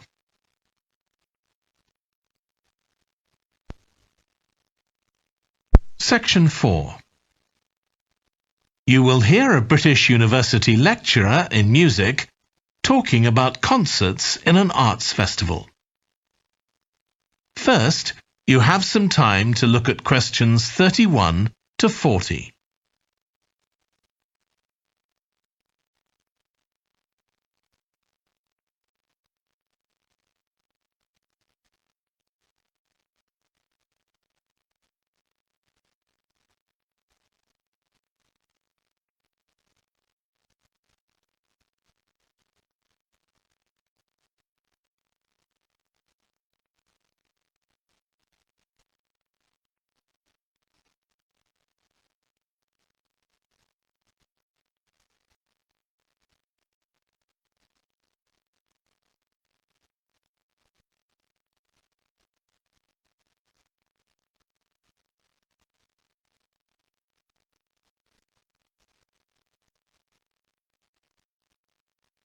Now listen carefully and answer questions 31 to 40. As you all know, the university is planning an arts festival for later this year, and here in the music department we've planned 3 concerts. These will be public performances, and the programme has just been finalised. The theme of the festival is links between the UK and Australia, and this is reflected in the music. Each concert will feature both British and Australian composers. I'll tell you briefly about the Australian music, as you probably won't be familiar with that. The first concert will include music by Liza Lim, who was born in Perth, Western Australia, in 1966. As a child, Lim originally learned to play the piano, like so many children, and also the violin. But when she was 11, her teachers encouraged her to start composing. She found this was her real strength, and she studied and later taught composition, both in Australia and in other countries. As a composer, she has received commissions from numerous orchestras, other performers, and festivals in several countries. Liza Lim's compositions are vibrant and full of energy, and she often explores Asian and Australian Aboriginal cultural sources, including the native instrument, the didgeridoo. This is featured in a work called The Compass. Her music is very expressive, so although it is complex, it has the power of connecting with audiences and performers alike. In the festival, we're going to give a semi-staged performance of the Oresteia. This is an opera in 7 parts, based on the trilogy of ancient Greek tragedies by Aeschylus. Lim composed this when she was in her mid-20s, and she also wrote the text along with Barry Kosky. It's performed by 6 singers, a dancer, and an orchestra that, as well as standard orchestral instruments, includes electric guitar and a traditional Turkish stringed instrument. Lim wrote that because the stories in the tragedies are not easy to tell. The sounds she creates are also disturbing, and they include breathing, sobbing, laughing, and whistling. The work lasts around 75 minutes, and the rest of the concert will consist of orchestral works by the British composers Ralph Vaughan Williams and Frederick Delius.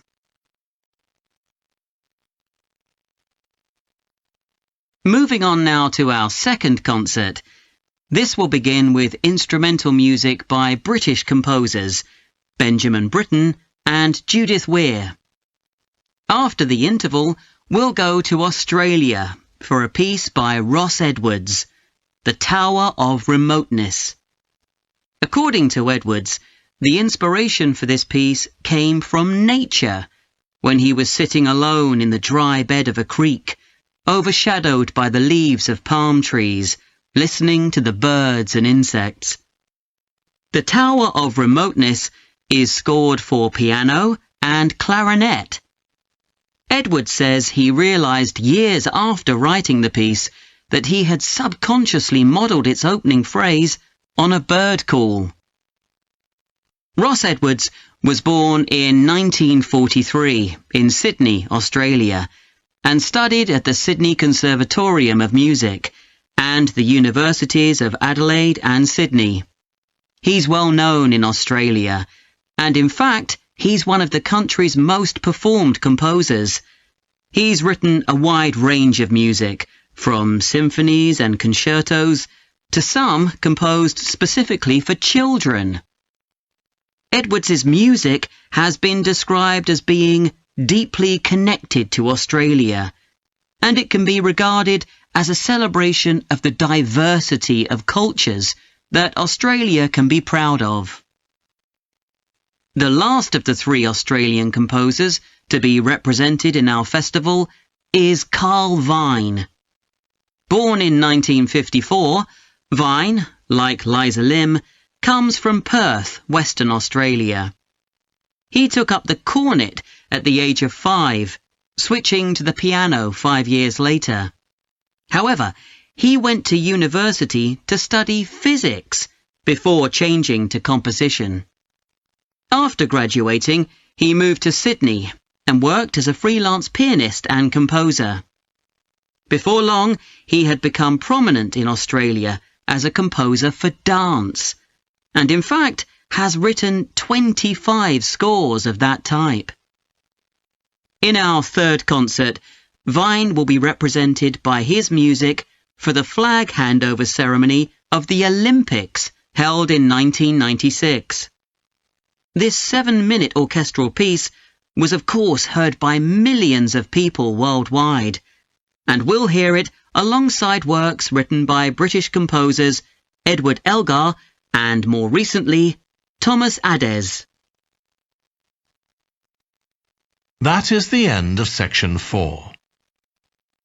You now have half a minute to check your answers.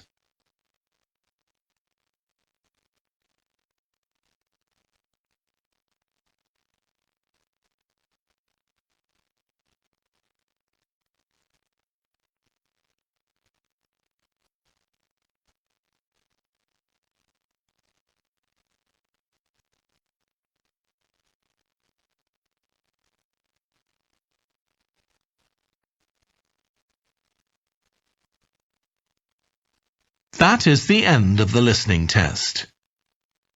In the IELTS test, you would now have 10 minutes to transfer your answers to the answer sheet.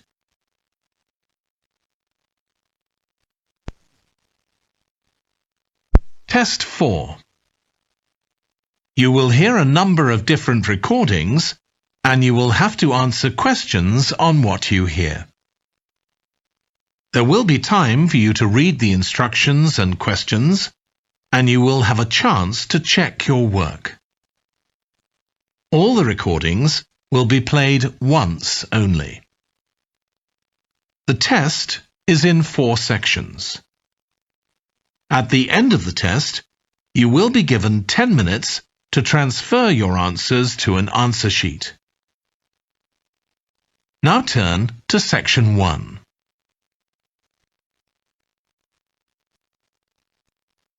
Section 1. You will hear a woman phoning a hotel about holding a party there. First, you have some time to look at questions 1 to 7.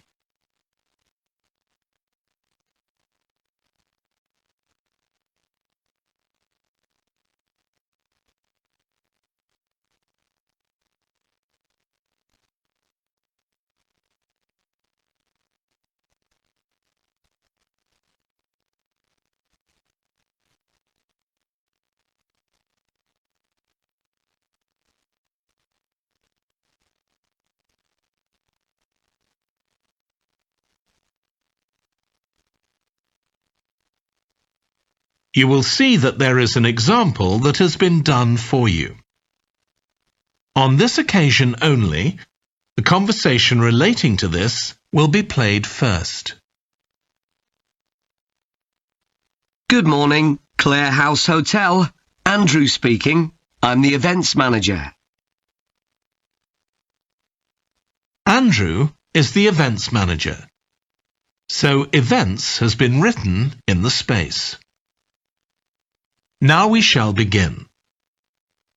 You should answer the questions as you listen, because you will not hear the recording a second time. Listen carefully and answer questions 1 to 7. Good morning, Clare House Hotel. Andrew speaking. I'm the events manager. Good morning, Andrew. My name's Samantha. I'm arranging a party for my parents' 50th wedding anniversary, and I'm ringing to ask about hiring a room sometime next September. Also, my parents and several of the guests will need accommodation. OK, I'm sure we can help you with that. Will you be having a sit-down meal or a buffet? Probably a sit-down. And do you know how many people there'll be? Around 80, I think. Well, we have 2 rooms that can hold that number. One is the Adelphi room. That can seat 85, or hold over 100 if people are standing for a buffet. Right. If you have live music, there's room for 4 or 5 musicians in the gallery, overlooking the room. Our guests usually appreciate the fact that the music can be loud enough for dancing, but not too loud for conversation. Yes, I really don't like it when you can't talk. Exactly. Now, the Adelphi room is at the back of the hotel, and there are French windows leading out onto the terrace. This has a beautiful display of pots of roses at that time of the year. Which direction does it face? Southwest. So that side of the hotel gets the sun in the afternoon and early evening. Very nice. From the terrace, you can see the area of trees within the grounds of the hotel, or you can stroll through there to the river. That's on the far side, so it isn't visible from the hotel. OK. Then another option is the Carlton room. This is a bit bigger. It can hold up to 110 people. And it has the advantage of a stage, which is useful if you have any entertainment, or indeed a small band can fit onto it. And can you go outside from the room? No, the Carlton room is on the first floor, but on one side the windows look out onto the lake. Lovely. I think either of those rooms would be suitable. Can I tell you about some of the options we offer in addition? Please do. As well as a meal, you can have an MC, a master of ceremonies, who'll be with you throughout the party. What exactly is the MC's function? I suppose they make a speech during the meal, if we need one, do they? That's right. All our MCs are trained as public speakers. so they can easily get people's attention. Many guests are glad to have someone who can make themselves heard above the chatter. And they're also your support. If anything goes wrong, the MC will deal with it, so you can relax. Great. I'll need to ask you about food, but something else that's important is accommodation. You obviously have rooms in the hotel, but do you also have any other accommodation? Like cabins, for example? Yes, there are 5 in the grounds, all self-contained. They each sleep 2 to 4 people and have their own living room, bathroom and small kitchen. That sounds perfect for what we'll need. Before you hear the rest of the conversation, you have some time to look at questions 8 to 10.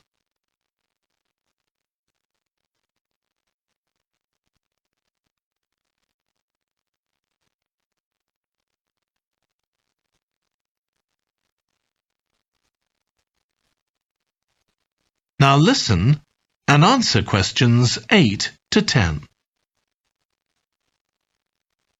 Now, you have various facilities, don't you? Are they all included in the price of hiring the room? The pool, for instance? Normally you'd be able to use it, but it'll be closed throughout September for refurbishment, I'm afraid. The gym will be available, though, at no extra charge. That's open all day from 6 in the morning until midnight. Right. And the tennis courts, but there is a small additional payment for those. We have 4 courts, and it's worth booking in advance, if you possibly can, as there can be quite a long waiting list for them. Right. Now, could we discuss the food? This would be dinner around 7 o'clock. That is the end of section 1. You now have half a minute to check your answers.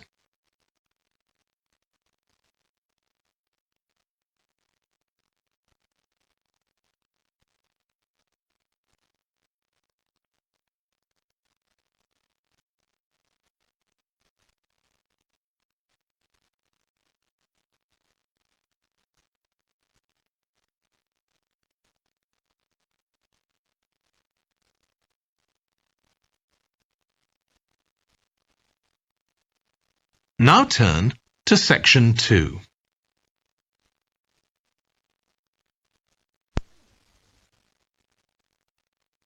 Section 2. You will hear a holiday company representative talking to a group of tourists in a large hotel about things they can do during their holiday. First, you have some time to look at questions 11 to 16.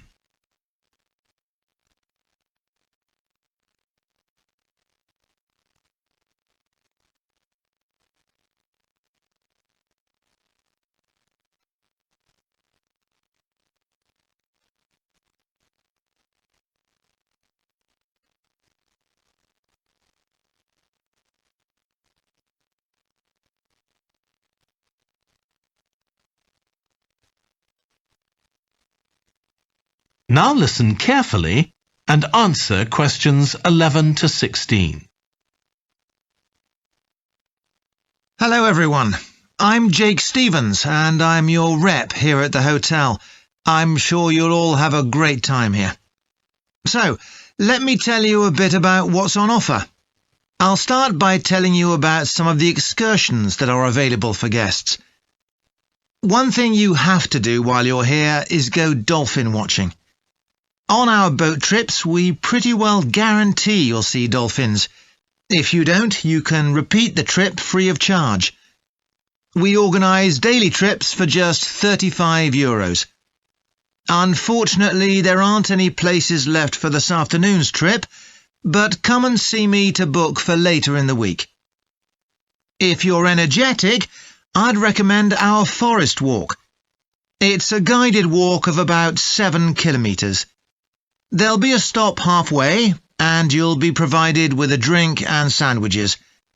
There's some fairly steep climbs up the hills, so you need to be reasonably fit for this one, with good shoes. Oh, and bring a waterproof in case it rains. It's just €25, all inclusive, and it's every Wednesday. Then on Thursdays, we organise a cycle trip, which will give you all the fun of biking without the effort. We'll take you and your bike up to the top of Mount Lana and leave you to bike back. It's a 700-metre drop in just 20 kilometres, so this isn't really for inexperienced cyclists, as you'll be going pretty fast. And if it's a clear day, you'll have fantastic views. On our local craft tour, you can find out about the traditional activities in the island. And the best thing about this trip is that it's completely free. You'll be taken to a factory where jewellery is made, and also a ceramics centre. If you want, you can buy some of the products, but that's entirely up to you. The trip starts after lunch on Thursday, and you'll return by 6 p.m. If you're interested in astronomy, you may already know that the island's one of the best places in the world to observe the night sky. We can offer trips to the observatory on Friday for those who are interested. They cost €90 per person, and you'll be shown the huge telescopes and have a talk from an expert who will explain all about how they work. Afterwards, we'll head down to Sunset Beach, where you can have a dip in the ocean if you want, before we head off back to the hotel. Finally, there's horse riding. This is organised by the Equestrian Centre over near Playa Cortino, and it's a great experience if you're a keen horseback rider, or even if you've never been on a horse before. They take you down to the beach, and you can canter along the sand and through the waves. It costs €35, and it's available every day. Before you hear the rest of the talk, you have some time to look at questions 17 to 20.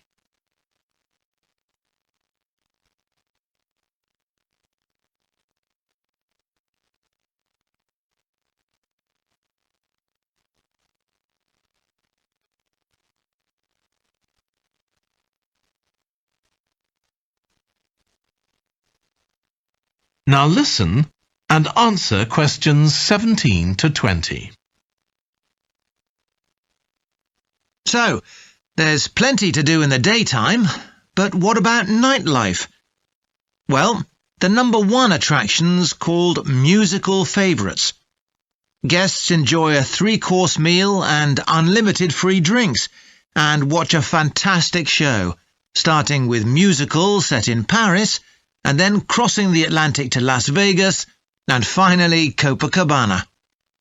At the end, the cast members come down from the stage, still in their stunning costumes, and you'll have a chance to chat with them. It's hugely popular, so let me know now if you're interested, because it's no good leaving it until the last minute. It's on Friday night. Tickets are just €50 each, but for an extra €10, you can have a table right by the stage. If you'd like to go back in time, there's the Castle Feast on Saturday evening. It's held in a 12th century castle, and you eat in the great courtyard, with ladies in long gowns serving your food. You're given a whole chicken each, which you eat in the medieval way, using your hands instead of cutlery. And you're entertained by competitions where the horseback riders attempt to knock one another off their horses. Then you can watch the dancers in the ballroom and join in as well if you want. OK, so now if anyone has... That is the end of section 2. You now have half a minute to check your answers.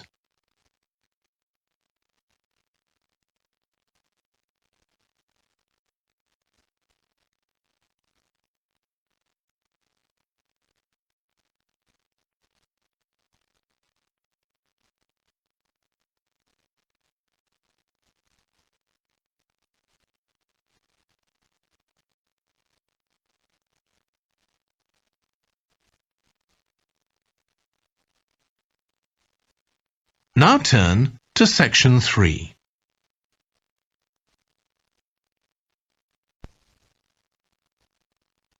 Section 3. You will hear Stephanie, who is thinking about taking a one-year course in children's literature, talking to Trevor, who is currently taking the course. First, you have some time to look at questions 21 to 25.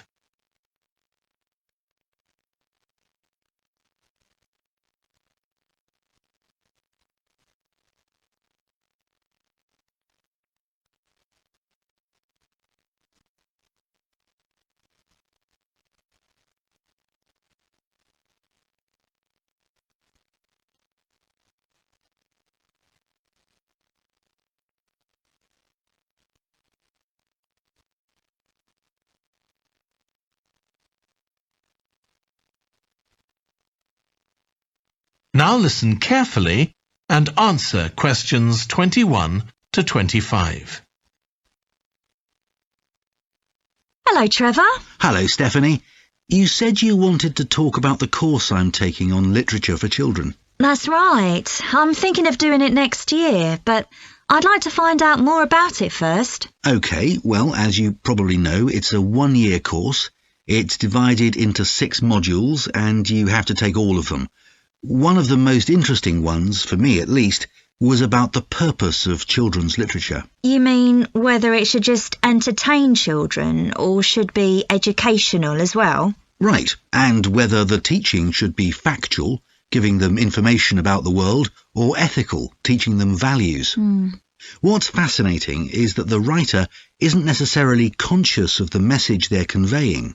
For instance, a story might show a child who has a problem as a result of not doing what an adult has told them to do, implying that children should always obey adults. Oh, I see what you mean. That module made me realise how important stories are. They can have a significant effect on children as they grow up. Actually, it inspired me to have a go at it myself, just for my own interest. I know I can't compete with the really popular stories, like the Harry Potter books. They're very good. And even young kids like my 7-year-old niece love reading them. I'm very interested in illustrations in stories. Is that covered in the course? Yes, there's a module on pictures and how they're sometimes central to the story. That's good. I remember some frightening ones I saw as a child, and I can still see them vividly in my mind years later. Pictures can be so powerful, just as powerful as words. I've always enjoyed drawing, so that's the field I want to go into when I finish the course. I bet that module will be really helpful. I'm sure it will. We also studied comics in that module, but I'm not convinced of their value, not compared with books. One of the great things about words is that you use your imagination, but with a comic you don't have to. But children are so used to visual input on TV, video games and so on. There are plenty of kids who wouldn't even try to read a book, so I think comics can serve a really useful purpose. You mean it's better to read a comic than not to read at all? Yes, I suppose you're right. I just think it's sad when children don't read books. What about books for girls and books for boys? Does the course go into that? Yes, there's a module on it. For years, lots of stories, in English at least, assumed that boys went out and did adventurous things, and girls stayed at home and played with dolls. I was amazed how many books were targeted at just one sex or the other. Of course, this reflects society as it is when the books are written. That's true. So it sounds as though you think it's a good course. Definitely. Before you hear the rest of the discussion, you have some time to look at questions 26 to 30.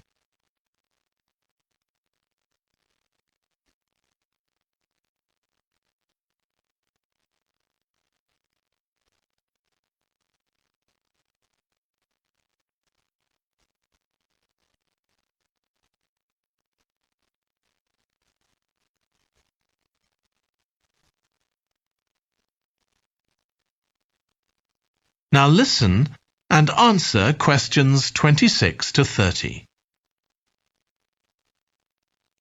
Have you been reading lots of children's stories to help you decide whether to take the course? Yeah, I've gone as far back as the late 17th century, though I know there were earlier children's stories. So does that mean you've read Perrault's fairy tales, Cinderella, the Sleeping Beauty, and so on?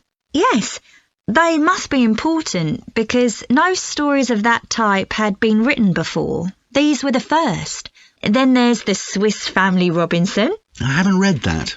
The English name makes it sound as though Robinson is the family's surname, but a more accurate translation would be the Swiss Robinsons, because it's about a Swiss family who are shipwrecked, like Robinson Crusoe in the novel of a century earlier. Well, I never knew that. Have you read Hoffmann's The Nutcracker and the Mouse King? Wasn't that the basis for Tchaikovsky's ballet, The Nutcracker? That's right. It has some quite bizarre elements. I hope you've read Oscar Wilde's The Happy Prince. It's probably my favourite children's story of all time. Oh, mine too. And it's so surprising because Wilde is best known for his plays, and most of them are very witty, but The Happy Prince is really moving. I struggled with Tolkien's The Lord of the Rings. 3 long books, and I gave up after 1. It's extremely popular, though. Yeah, but whereas something like The Happy Prince just carried me along with it, The Lord of the Rings took more effort than I was prepared to give it. I didn't find that. I love it. Another one I've read is Warhorse. Oh, yes. It's about the First World War, isn't it? Hardly what you'd expect for a children's story. Exactly, but it's been very successful. Have you read any... That is the end of section 3. You now have half a minute to check your answers.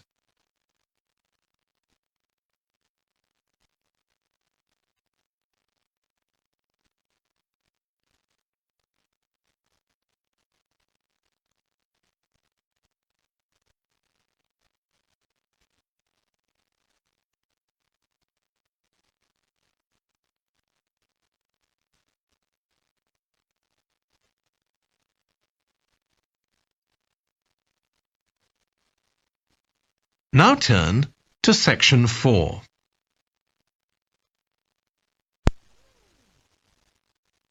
Section 4. You will hear part of a lecture about a branch of archaeology called marine archaeology. First, you have some time to look at questions 31 to 40.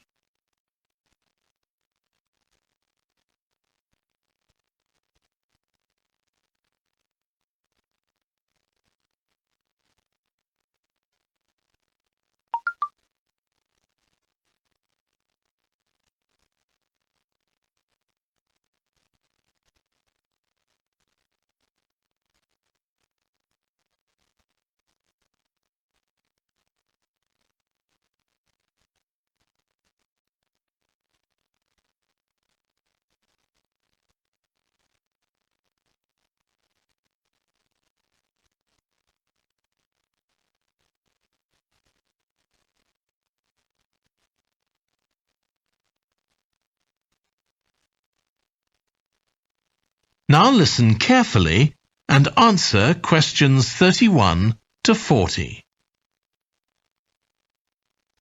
In today's class, I'm going to talk about marine archaeology, the branch of archaeology focusing on human interaction with the sea, lakes and rivers.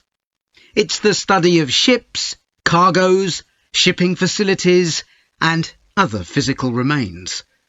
I'll give you an example, then go on to show how this type of research is being transformed by the use of the latest technology.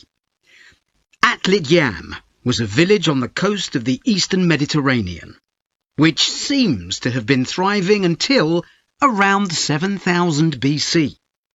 The residents kept cattle, caught fish, and stored grain.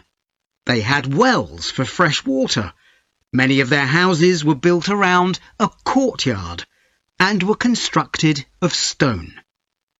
The village contained an impressive monument, 7 half-ton stones standing in a semicircle around a spring that might have been used for ceremonial purposes. Atlit Yam may have been destroyed swiftly by a tsunami, or climate change may have caused glaciers to melt and sea levels to rise, flooding the village gradually. Whatever the cause, it now lies 10 metres below the surface of the Mediterranean, buried under sand at the bottom of the sea. It's been described as the largest and best preserved prehistoric settlement ever found on the seabed. For marine archaeologists, Atlit Yam is a treasure trove. Research on the buildings, tools, and the human remains has revealed how the bustling village once functioned, and even what diseases some of its residents suffered from. But of course, this is only one small village, one window into a lost world. For a fuller picture, researchers need more sunken settlements, but the hard part is finding them. Underwater research used to require divers to find shipwrecks or artifacts, but in the second half of the 20th century, various types of underwater vehicles were developed, some controlled from a ship on the surface, and some of them autonomous, which means they don't need to be operated by a person. Autonomous underwater vehicles, or AUVs, are used in the oil industry, for instance, to create maps of the seabed before rigs and pipelines are installed. To navigate, they use sensors, such as compasses and sonar. Until relatively recently, they were very expensive and so heavy that they had to be launched from a large vessel with a winch.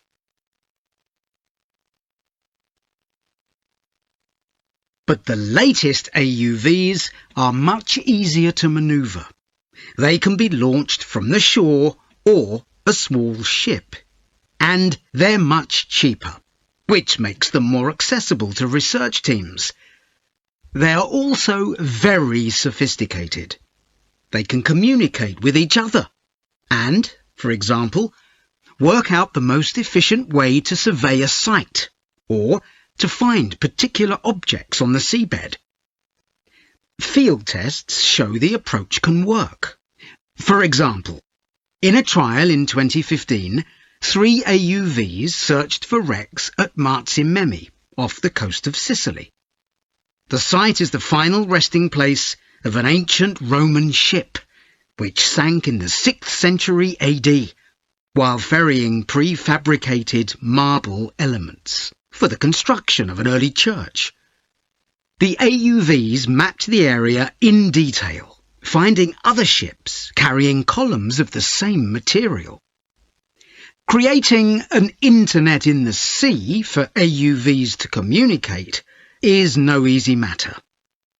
Wi-Fi networks on land use electromagnetic waves, but in water these will only travel a few centimetres. Instead, a more complex mix of technologies is required. For short distances, AUVs can share data using light, while acoustic waves are used to communicate over long distances. But more creative solutions are also being developed, where an AUV working on the seabed offloads data to a second AUV, which then surfaces and beams the data home to the research team using a satellite.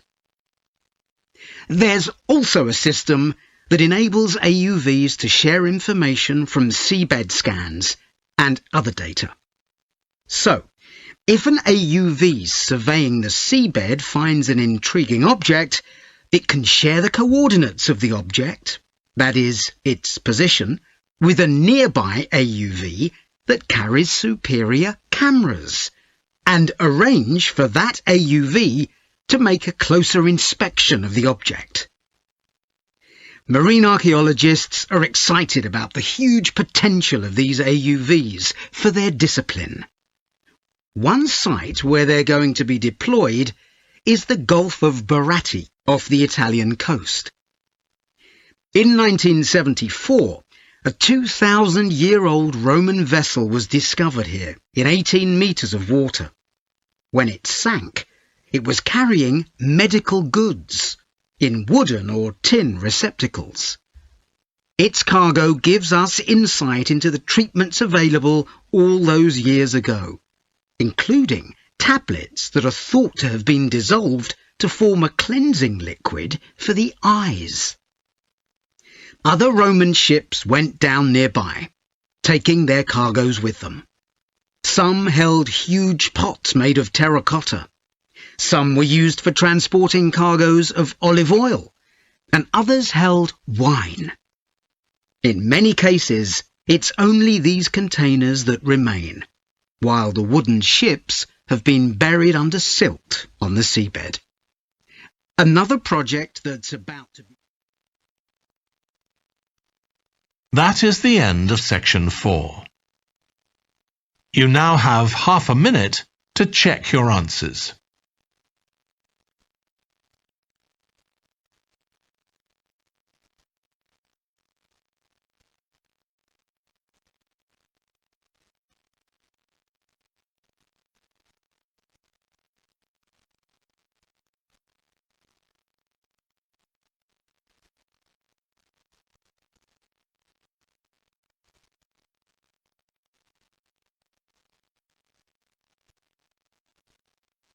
That is the end of the listening test.